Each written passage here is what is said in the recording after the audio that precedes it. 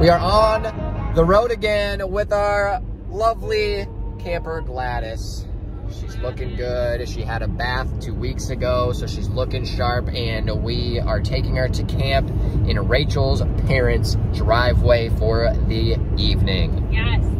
We need to get her out, get her some sunshine, and we've kind of already camped in the winter because we camped in like 20-degree weather during the honeymoon. So we're just gonna get her out, have a nice little camp it out evening, and hopefully get prepared for a more intense actual multi-night trip sometime this winter. Mm-hmm. All right, onward.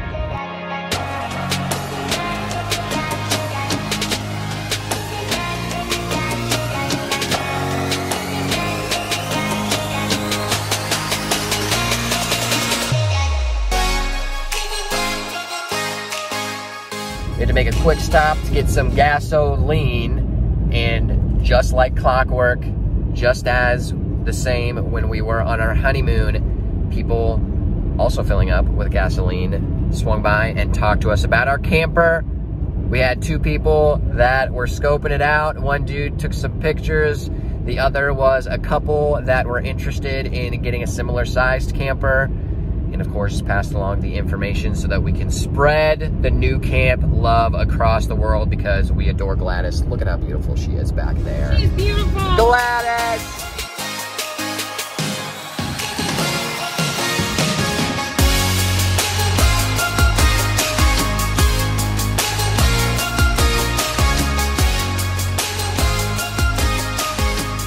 We are officially back in Gladys. Yay! Home sweet home. It has been a month and a half since our honeymoon. Yes. And we're doing it again. And right behind us, you see this. This is a window with snow on it. Snow. It has begun to snow. So this is our first fully covered night in Gladys with snow. I'm very excited. Me too. All right, but we wanted to just hang out for a little bit and talk about some of our favorite things, some of the things we learned, what it was like traveling for 30 days in a teardrop camper, and just give a quick summary of our honeymoon, because it was an awesome 30-day trip where we traveled across the United States in this camper, Gladys. All right, first question is for you. What was your favorite part of our travels during the honeymoon? My favorite part was being married to this guy and getting to travel to a lot of different locations that I've always wanted to travel to, but with my best friend. That was my favorite thing. Aside from that, because that really, truly was my favorite part. Me too. I would say my favorite location that we went to together was Zion National Park. I know both of our favorite park was Zion National Park because the colors were just so vibrant, so beautiful.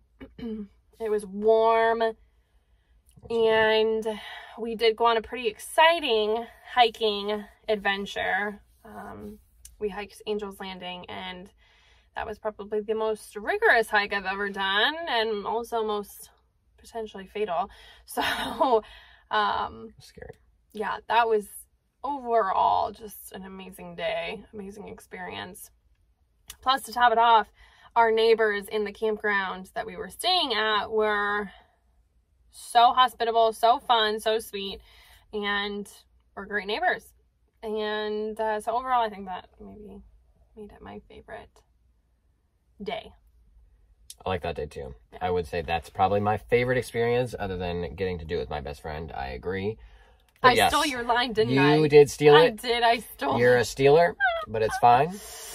I would steal it if I didn't even know that's what you were going to say. Well, because you're a stealer anyway. Continue. I will also say that Zion National Park was amazing. When you're at that national park, you feel like you're in a prehistoric scene. You wouldn't be surprised if you just saw some dinosaurs walking around. It's really cool. So if you ever have the chance to go to Zion National Park, absolutely do it. I don't know if I would recommend doing Angel's Landing. The hike was very scary. I'm not a huge fan of heights, but I did make it after a little, or maybe a lot of anxiety and stress, but it was really cool. If you are not a fan of heights, we would not recommend. Just watch the video and you'll see why. It's fine. I'll link it below. Even the video doesn't do it justice when you're actually there climbing the mountain. I don't really think that there's anything quite like it. Definitely not. Yeah. It's frightening. All right, what is one thing you have learned from our trip? I can't. You go first this time. Just go! Okay, I'll go.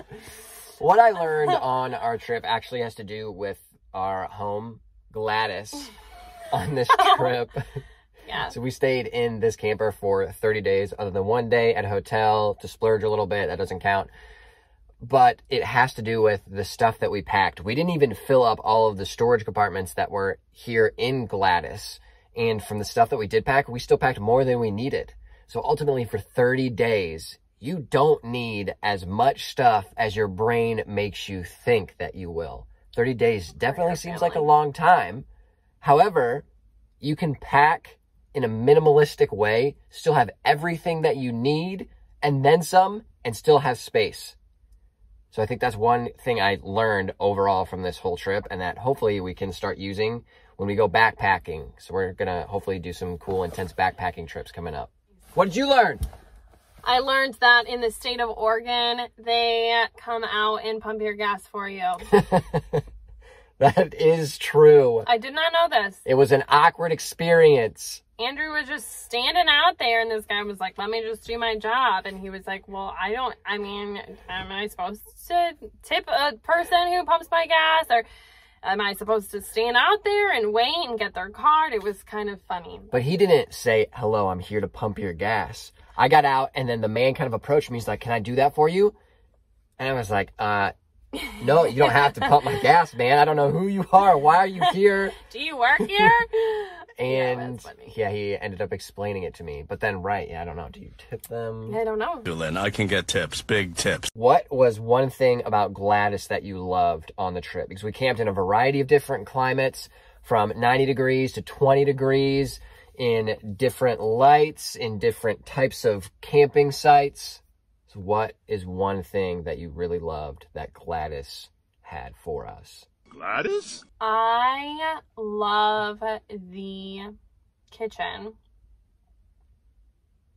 I think trying to be more outdoor, it was a little difficult in cold temperatures, but having an outdoor kitchen, it might not always be the most convenient, but I felt like it was the most authentic camping experience, which obviously it's not hardcore camping because you're literally got this like 5-star kitchen in the back of your little camper. But the kitchen was fantastic. Microwave came in clutch more than I would like to admit. But just having, especially in the warmer states in the summer, hopefully when we're out camping, it's so nice to be outside and be making a meal or dinner, or just making some lunch, and you're still outside and you're not inside a vehicle or inside. And also, just one more other thing, I just love all the windows. Oh, yes. Yeah. The windows are great. All the windows. Those are good. I definitely love the outdoor kitchen. But I will select 2 honorable mentions: the air conditioner and the heater. And the fan. And the fan.